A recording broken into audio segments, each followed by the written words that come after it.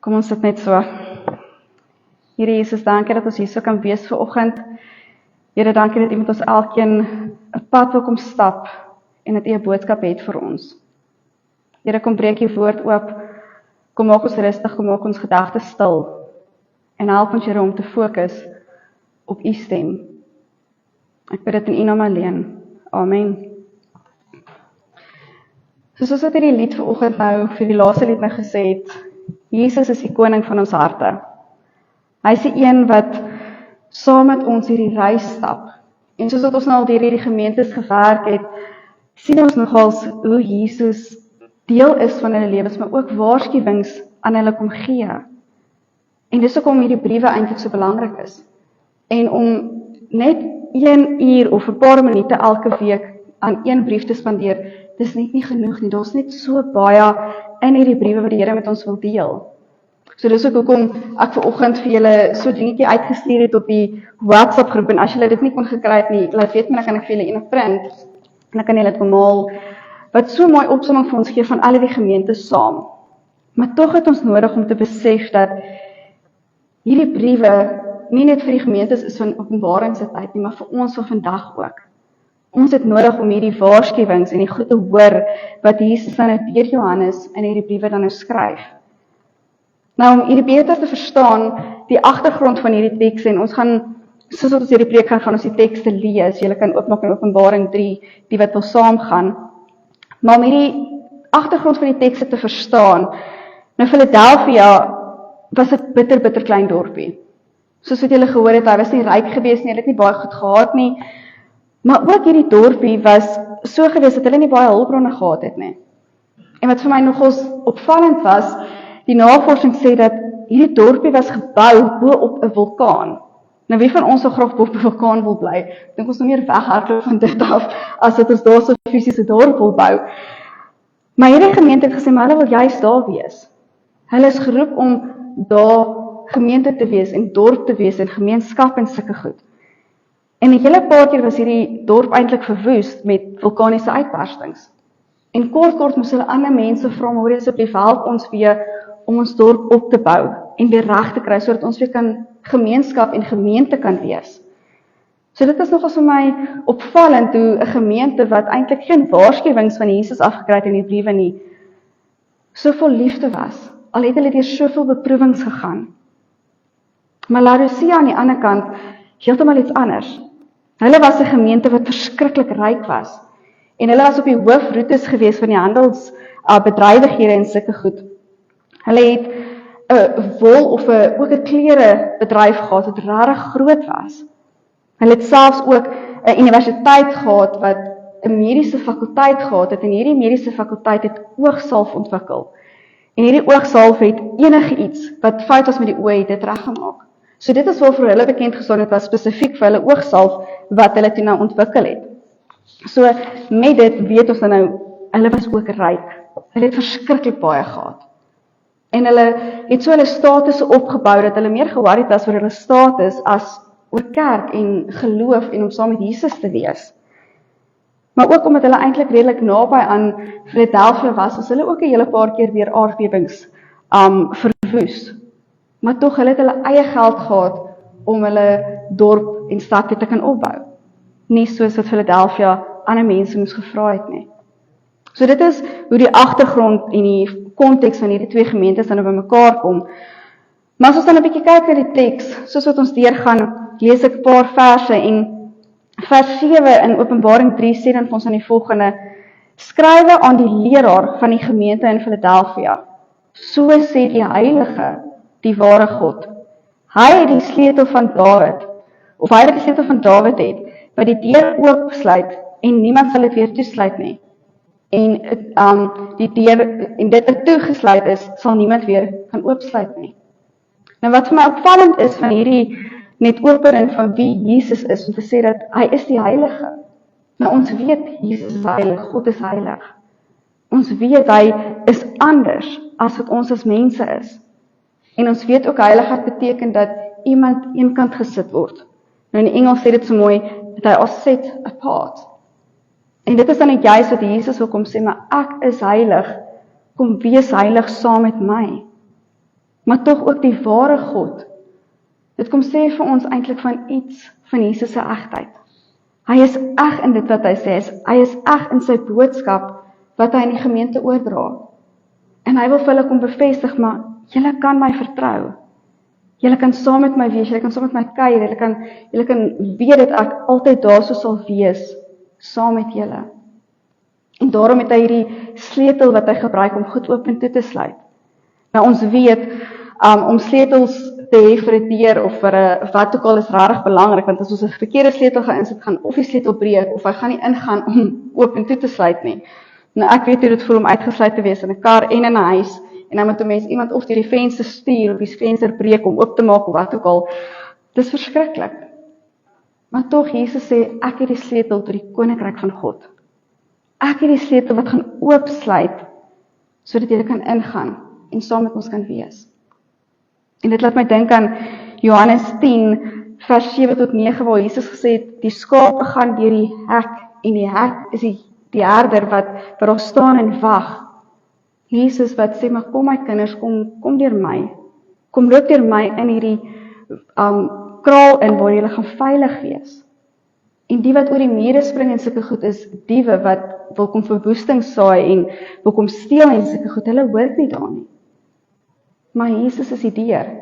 Hy is die sleutel, hy is die een wat oopsluit. Maar tog ook, Jesaja 22 vers 22 is 'n bevestiging van dit wat Jesus nogal sê. Dit staan daar aan hom, sal ek die sleutel van die koninkryk se huis gee. Wat hy oopsluit sal niemand toesluit nie, want wat hy toesluit sal niemand oopsluit nie. So Jesus kom en hy kom sluit die koninkryk vir ons oop. Elke liewe dag. Maar die vraag is, gaan ons in? Gaan beleef ons hierdie koninkryk? Of hou ons hierdie deur toe? Hou ons die sleutel weg? So dis nog ons 'n vraag wat ons van onsself kan afvra. As ons dan verder gaan in hierdie brief, vanaf vers 8 tot en met vers 11, dan sê dit vir ons daarso, ek weet alles wat julle doen. Kyk, ek het 'n deur voor julle oopgesluit, en niemand kan dit weer toesluit nie. Ek weet dat julle min krag het, en tog het julle aan my boodskap vasgehou, en my nie verloon nie. Kyk, ek beskik dat julle die lede van die sinagoges van die Satan, die mense daarop aanspraak maak, dat hulle Jode is, en nie is nie, maar lieg. Kyk, ek sal maak dat hulle kom en voor julle kniel, en erken dat ek julle lief het. Omdat julle aan die boodskap van my volharding in lyding vasgehou het, sal ek julle ook vashou die tyd van beproewing, wat oor die hele wêreld gaan kom, om die bewoners van die aarde op die proef te stel. Ek kom gou, hou vas wat julle het, sodat niemand julle krone wegvat nie. Nou dis nogal sterk wat hier voorkom, want dit sê eintlik maar, gemeente vertrou my. Vertrou my met alles wat julle het. Jesus weet presies waar hulle gaan, wat hulle het, waarmee hulle sukkel. Maar hy sien ook raak dit wat hulle doen. Die liefde wat hulle uitleef, en die feit dat hulle sê, maar hulle gaan eerder vir Jesus lewe en dit doen wat hy vir hulle vra, as om hom te verloon. Dis eintlik tog so maklik in ons lewens vandag om te sê, maar ek glo nie. So baie mense sal sê, maar hoorie, ek weet nie of daai persoon regtig gelowige is nie. Ons weet van baie sulke mense, en dan wonder ons maar, hoorie, so is hulle harte op die regte plek? Lewe hulle soos wat Jesus wil hê hulle moet lewe, of gee hulle net voor? En ons moet daai vraag vir onsself ook afvra, van lewe ons regtig so, dat mense kan sê met eerlikheid, ons lewe met die liefde van Jesus. Ons lewe sy boodskap uit, ons lewe sy wil uit vir ons. Maar tog die beproewings is daar. Ons beleef dit elke liewe dag om te sê, maar, ons word gesê, maar julle is nie gelowiges nie, julle kyk hierdie stryd wat julle stry, Jesus is nie daar nie, hy hou julle nie vas nie, hy gee nie vir julle goed nie. Maar tog in ons swaarkry tye is Jesus juist die een wat ons sterk hou. In ons swaarkry tye is hy die een wat daar is vir ons en vir ons deurkom en ons help en ons staande hou. En dit is wat vir my mooi is van ons geloofsreis. Dit is dalk nie maklik nie. En ons verstaan nie altyd hierdie goed nie. maar ons kan weet dat Jesus ons handvat en ons lei. Ek meen, as ons net kyk na ons gemeente self die afgelope, kom ons sê 6 jaar, van COVID se tyd af tot nou toe. Hoe baie keer het ons as gemeente nie by die Here se voete gaan sit en sê, Here, ons smeek U vir deurbraak, of ons smeek U vir genesing, of wat dit is nie. Maar tog sê ons ook dat ons kan vandag oorwinning ons eie vat. Want Jesus het vir ons die oorwinning gegee. Ons as gemeente staan nog steeds sterk, en in ons eie geloof staan ons ook nog steeds sterk. En dit is waarvoor ons rarig ongelooflik baie dankbaar kan wees. En daarom het ons hierdie oorwinningskroon wat die Here vir ons gee. Ons kan die oorwinning vat, en ons kan dit ons eie maak. En dis dan juist waar vers 12 tot vers 13 dan nou inkom, wat dan nou ook sê, elkeen wat die oorwinning behaal, sal ek 'n pilaar in die tempel van God maak, en hy sal vir altyd daar bly.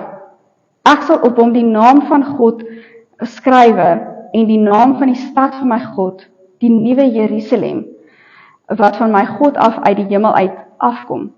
En ek sal ook my eie nuwe naam op hom skryf. Elkeen wat ore het, moet luister na wat die Gees vir die gemeentes sê. So hierdie beloning van oorwinning beleef ons dan nou. Hierdie oorwinning van wie Jesus is en wie hy ons gemaak het. Ons moet dit vat, ons moet dit ons eie maak, ons moet dit deurstap en uitleef. Ons moet geestelik volhard in dit alles wat ons doen. Maar tog ook om te sê, maar hierdie wenstreep wat ons deurgaan, hierdie wedloop wat ons hardloop, dit help ons om te sien dat ons eintlik pilare is. Want soos wat ons hierdie oorwinning behaal, gee Jesus vir ons die oorwinning om te sê ook, maar julle is voorstanders van die gemeenskap. Ons moet so staan en 'n voorbeeld wees, dat mense kan sien, maar ons geloof is op die regte plek. Ons is daar vas saam met Jesus, ons is by hom, en hy lewe saam met ons. En dit is waar ons hierdie naam kry van, jy is my geliefde kind. Die naam van Jesus Christus word op ons elkeen gesit. En dis die naam wat ons moet uitleef. Die naam wat mense moet sien, wanneer ons in gesprekke is, of wanneer ons by die werk is, of in winkelsentrums. Om regtig net te weet, dat Jesus ons anker is. En ons moet dit vat, en ons moet dit hoor, en ons moet met dit hardloop. Ons moet nie soos die Jode wees, dat hier so eintlik in al die briewe sê, maar hulle glo in God, maar eintlik doen hulle dit vir hulle self nie. Hulle staan daar met hierdie groot goed, en wil net aansien en eer kry, maar eintlik is hulle daar net vir hulle self. Ons doen dit nie. Jesus sê vir ons, kom geniet my teenwoordigheid. Kom sit in my huis, kom wees saam met my, kom hoor my stem. En dis juist soos wat ons nou hier so sit ook vanoggend, ons veilige ruimte. Die plekkie waar ons kan weet, Jesus wil met ons elkeen kom praat. Jesus wil met ons iets kom deel. Ek meen, wie van ons voel reg so veilig in ons geestelike tuis, in ons gemeente, dat ons net kan sê, Here, kom en kom praat met my. Here, ek wil my hande oplig, ek wil in volle bors kom sing, ek wil met mense kom deel wat U met my deel. Kan ons dit doen hierso so in sy teenwoordigheid? Net ons elkeen kan daai vraag vir onsself beantwoord, maar ons weet ook dat ons verskriklike teenstanders het. Ons teenstanders kan vir ons elkeen anders lyk. Dit kan werk wees, dit kan ons finansies wees, dit kan gesondheid wees, wat dit ook al is. Maar ons teenstanders is dit wat ons keer om by God se teenwoordigheid uit te kom, om saam met hom te wees. Maar tog, Paulus het teenstanding beleef, en hy sê dit in 1 Korintiërs 16 vers 9, hoe daar soveel mense teen hom is, teen dit wat hy doen. En ons weet van soveel ander van die disippels en gelowiges in die Bybel, wat hierdie teenstand gekry het, net omdat hulle gesê het, hulle glo in God, en hulle wil sy liefde uitleef. Maar niks het nodig om ons te keer nie. Niks kan ons stemme stil maak nie, want Jesus gee vir ons 'n stem om liefde uit te leef, om te gaan vertel en te gaan wys wie en wat hy is. So lyk ons teenstand, en is ons bereid om teen hulle op te staan, te sê, maar Jesus is ons belangrikste persoon. Hy is die een wat ons vashou. En dis dan daar waar die gemeente van Laodicea dan inkom, wat heeltemal teenoorgestelde is as wat Philadelphia is. En sy openingsvers 2 en vers 14, skryf aan die leraar van die gemeente in Laodicea, so sê die Amen, die geloofwaardige en ware getuie, hy wat hy deur wie God alles geskep het. Nou, wie van julle het al ooit gehoor dat Jesus van homself praat as die Amen? En dit is nogals vir my regtig opvallend geweest dat hy homself so bekendstel, maar eintlik beklemtoon dit die gesag wat Jesus het. Want ons weet as ons bid, dan sê ons altyd Amen. Dis ons stem saam, ons weet dat dit wat ons nou gebid het, gaan na die hemel toe en Jesus praat, of Jesus hoor dit en dat dit waar is en dat dit in lyn is met God se hart vir ons. Maar tog is dit hier so om te sê dat Jesus is die betroubare en die ware God. En dit wat in hierdie briewe staan kom van God se hart af, aan die gemeentes. Want ek meen, Jesus self het eintlik 'n martelaarsdood vir ons gesterf. Hy het vir ons gelei, hy het sy lewe vir ons gegee as die lam. En daarom sê hy dat hy die Amen is, die ware God. Die een wat eg is en dit wat hy vir ons gee, is die waarheid. Daarom het hierdie gemeente, spesifiek Laodicea, sê maar, julle is nie op die regte plek nie. Kyk wat ek julle gemaak het, of wie ek julle gemaak het. Julle is lou warm, julle is nie reg in julle geloof nie, ek wil julle uitspoeg, maar kyk ook na die skepping rondom julle.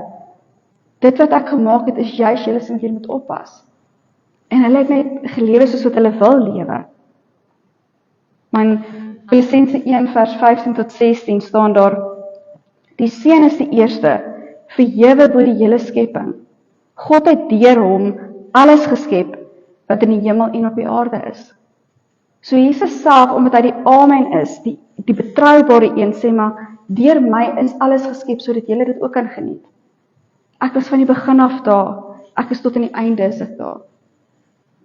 Maar ek wil hê julle moet dit beleef, julle moet sien in hierdie skepping, dat ek altyd saam met julle sal wees. En dit is so mooi, en dit is iets waar ons regtig kan vashou. En dan vers 15 tot en met vers 20 sê dan vir ons ook, ek weet alles wat julle doen. Ek weet dat julle nie koud is nie, en ook nie warm nie. As julle tog maar koud of warm was, maar nou, omdat julle lou is, nie warm nie en ook nie koud nie, gaan ek julle uit my mond uitspoeg. Julle sê ons is ryk, skatryk en ons het niks meer nodig nie. En julle weet nie dat julle elendig en beklaanswaardig is nie, arm, blind en kaal. Daarom raai ek julle aan om by my goud te koop, wat deur vuur gelouter is, sodat julle ryk kan word, en koop wit klere, sodat julle kan aantrek en julle skande, julle naaktheid, nie meer gesien kan word nie. En koop oogsalf om julle oë te smeer, sodat julle kan sien. Ek bestraf en tig elkeen wat ek lief het. Laat dit dan vir julle erns wees en bekeer julle. Kyk, ek staan by die deur en ek klop. As iemand my stem hoor en die deur oopmaak, sal ek by hom ingaan en saam met hom 'n feesmaal hou en hy saam met my. Nou hierdie gedeelte of net hierdie stukkies verse praat nog ons baie. Jesus spreek hierdie gemeente aan om te sê, maar julle hart is nie op die regte plek nie. Julle is lou warm, julle hart is nie daar waar ek wil hê dit moet wees nie. Nou ek weet nie wie van julle het nou al so lou water gedrink en sê, maar dis nie lekker nie, ons wil dit nie drink nie, ons spoeg dit uit. So wat 'n smaak moes hierdie gemeente in Jesus se mond gelos het, dat hy hulle wil uitspoeg, dat hy eintlik vir hulle sê, maar julle is nie waardig so om te sê, maar julle is my kinders nie, want julle is nie op die regte plek nie. Hy spoeg hulle uit. Jesus sien hulle aardse armoede eintlik raak. Alhoewel hulle materiële rykdom en sulke goed het, maar hulle is eintlik arm. Hulle is blind en hulle is naak voor hom. En Jesus sê, maar dit is nie reg nie, dit is nie hoe julle moet wees nie. Kom na my toe en kom kry genesing. Kom kry salf, kom kry klere, kom kry die goedheid en die mooi reinheid. Kom bekeer julle. Maar hulle draai hulle rug op God. Hulle draai hulle rug en sê, maar ons gaan eerder ons eie lewe leef. Ons gaan ons eie goed doen en ons God is nie so belangrik nie, hy is daar, maar ons wil net ons eie lewe leef. Hulle is eintlik besig om met hulle eie ewigheid te speel. Hulle ewige lewe saam in die koninkryk van God.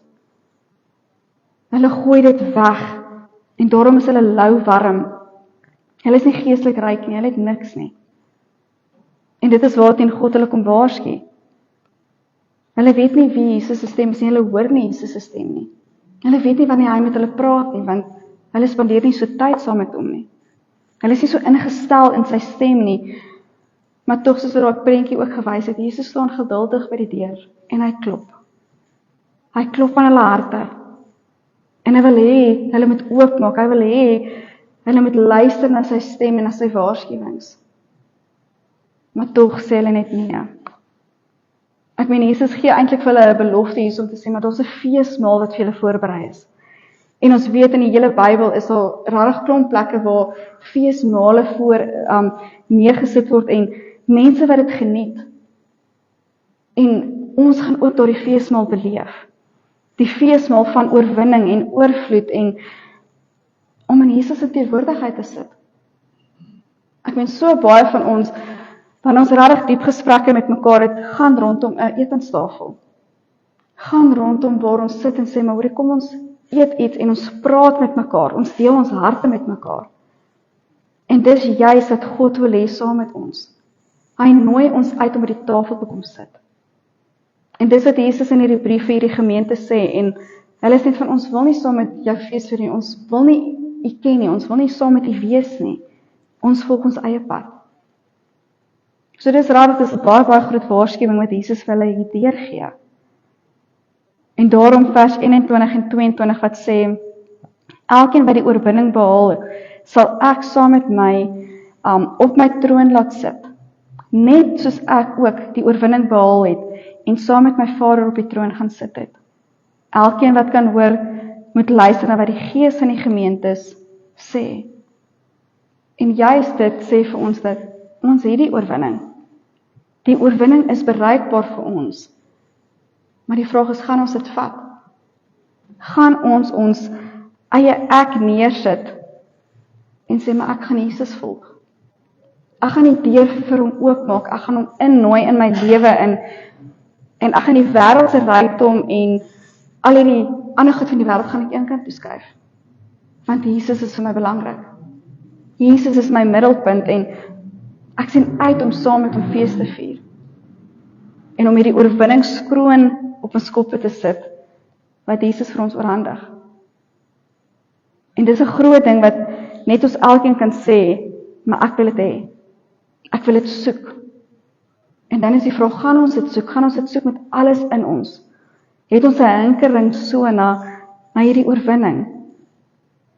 Na eintlik die geloof wat suiwer en rein is. Hoe Jesus met ons geloof kom werk en die groei wat hy in ons sit. Om eintlik ryk te wees in hemelse goed. Die hemelse glorie, die liefde, die goedheid en die almag van God. Dat ons dit so in ons lewens sal kan beleef. Maar ook dat ons ons oë so sal verander en sien hoe die heerlikheid van God lyk. Dat ons oë gefestig sal wees op wie hy is. Dis wat ons moet soek.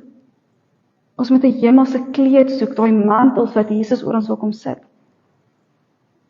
Net hy kan dit vir ons gee en dit vra dat ons sal sê, maar Jesus is ons verlosser en ons saligmaker. Hierdie gemeente het besluit, dit is nie vir hulle belangrik nie. Maar Jesus kom sit ver oggend by ons elkeen. En dis 'n ding wat ons regtig baie goed ken, is hoe Jesus by ons kom sit. Met ons kom praat, dalk vir ons net kom vashou. Maar hy kom sê vir ons, my kind, ek wil by jou wees. Ek wil jou help om te groei, ek wil saam met jou lewe, ek wil dinge saam met jou doen. Kom beleef my teenwoordigheid. Maar tog soos wat ons in ons lewens nou al beleef het, is daar soveel teenstand. Soveel goed wat ons keer om by die kerk uit te kom, of net om ons Bybels in die huis oop te maak, of net om 'n gebed op te sê saam met ons gesin. Tog ook is ons bang baie keer om net uit te gaan en te sê, maar ons is gelowiges, want mense gaan ons beskinder, mense gaan ons sleg sê, hulle gaan ons beskuldig van goed. Selfs ons eie swaar kry, ons siektes, hou ons baie keer terug. Keer ons om by Jesus te kom wees en net by hom sy liefde te kom indrink. Maar hy sê vir ons, my kind, ek is daar.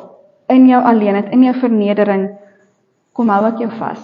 Kom sluit ek die deur oop, sodat jy in die koninkryk van die hemel kan ingaan. So kom ons gaan sê vandag, maar Here, ek wil my verhouding met U kom eintlik ondersoek. Ek wil my verhouding 'n bietjie kom verdiep.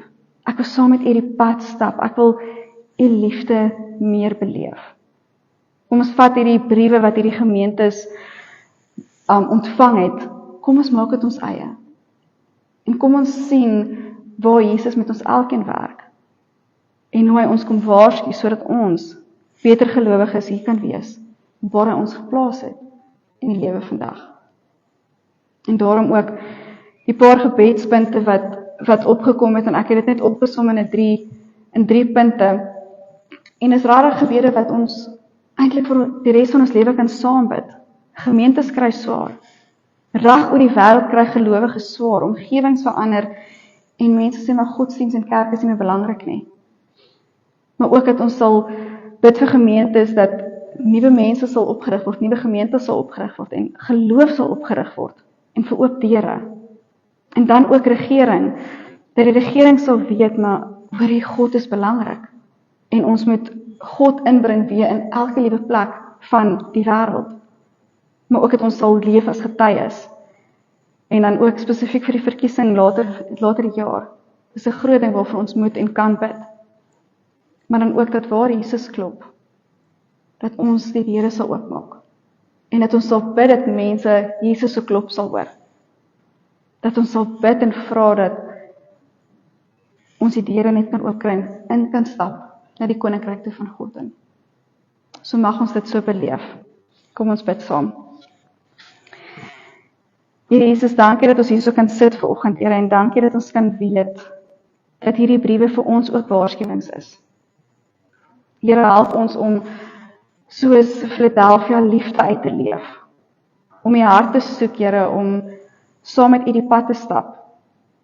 Maar Here, dat ons soos Laodicea eintlik sal toelaat, Here, dat U ons sal kom skoon was, sal kom reinig, vir ons oogsalf sal gee. En Here, dat U ons sal kom aantrek met 'n hemelse kleed. Here, dankie dat U ons nie los nie. Dankie dat U teenwoordigheid so sterk is en saam met ons stap. En Here, dat ons elke dag bewus sal wees van hoe U naby ons is en hoe U aan ons hart kom klop. Here, leer ons om U stem te kan hoor en leer ons om net by te kan kom wees. Dankie vir die liefde en dankie dat U ons nooit alleen los nie. Ek bid dit in Jesus Christus se naam alleen. Amen. Ek gaan nou vir ons geleentheid gee om ons dankoffers op te neem. Dankie.